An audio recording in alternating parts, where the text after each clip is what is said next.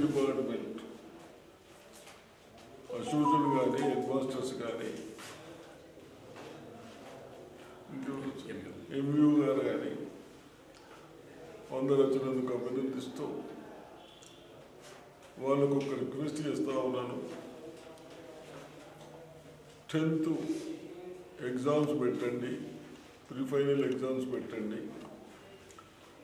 జనవరిలో ఒకటి, ఫిబ్రవరిలో ఒకటి పెడితే స్టూడెంట్స్కు బాగా స్ట్రెంత్ ఆన్ చేయడానికి అవకాశం వస్తుంది. కాబట్టి ఇలాంటివి కూడా వాళ్ళు అభినందిస్తూ ఉన్నారు, తప్పనిసరికి పని చేస్తామంటా ఉన్నారు.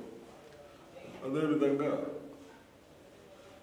పోస్టులు కూడా 20% తక్కువ ఉన్నాయి. మన మండల్లో అవుట్ ఆఫ్ 500కు 400 సీట్లు ఉన్నాయని చెప్తా ఉన్నారు.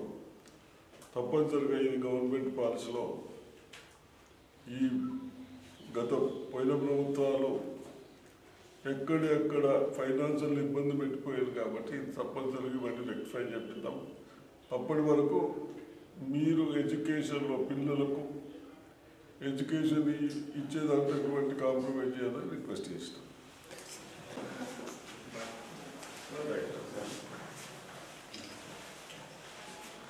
ఒకసారి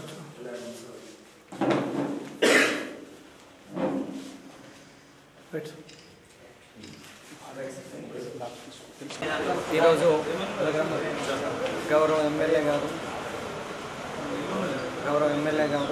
ఈరోజు సుదర్శన్ రెడ్డి గారు మరి ఇక్కడ బోధన రావడం, మా అసోసియేట్ పిఆర్టీ సభ్యులకు మరి గౌరవ ఎంఈఓ గారు అందరం కూడా సార్ కలవడం జరిగింది.